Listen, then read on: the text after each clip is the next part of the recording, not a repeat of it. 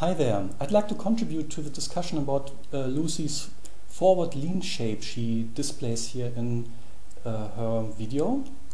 So I've produced a still frame where one can see Lucy's posture from the side, and I compare this to two former videos where she also displays her posture from the side wearing two other underbust corsets.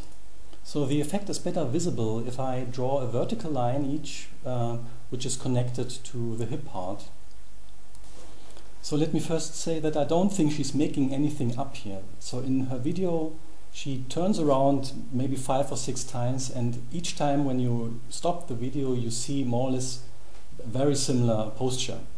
So wearing that CurvyGirl corset, Lucy is encouraged to lean over slightly, so giving her an overall slanted orientation of her torso, and there's already a small part of her corset which is kind of hanging over the bottom part, not mentioning what comes above.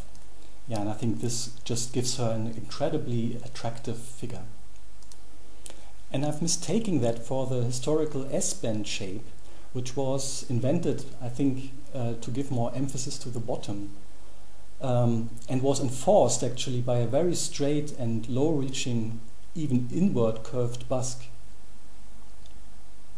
Now if you imagine the extreme angle that is enforced on the right-hand side between the main hip bone and the lumbar spine, I think one can assume that this cannot be healthy if worn for extended periods of time. And if you don't know what the lumbar spine is, and as a non-native speaker I didn't know that, it's simply the lower part of the spine which usually has to take most of the pressure, and back pain is often caused in this area. And the astonishing fact is that with a CurvyGirl corset there seems to be a similar effect caused or achieved, but that cannot be called S-bend. And here Lucy is 100% right and I was 100% wrong. So when I emphasize the contour of the back, then one can see that the CurvyGirl corset really has a very straight back, whereas the other two are more naturally curved. So how does the CurvyGirl corset achieve this effect, this posture effect? And I would be really curious to know whether the designer of that corset had that effect already in mind, or whether this is achieved more or less by accident.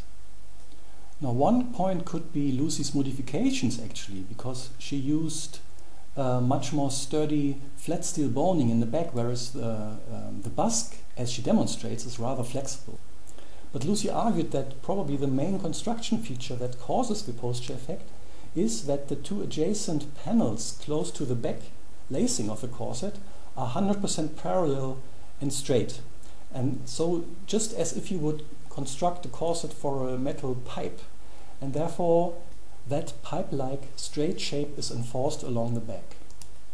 And just as a minor detail, to my question how this enforced forward lean posture affects her standing, sitting and lying, she actually shows some artful use of language in her answer. So as a non-native speaker you have to read that 3 or 4 times before you understand.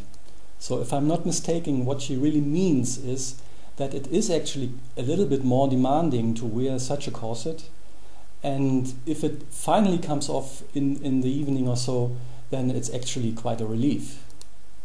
So I hope you have enjoyed this video just half as much as I have enjoyed Lucy's video about the CurvyGirl corset. She has announced that she will sell her CurvyGirl corset at some point on eBay, which is a pity I would say, but it is understandable because it was formerly a gift from her ex-boyfriend.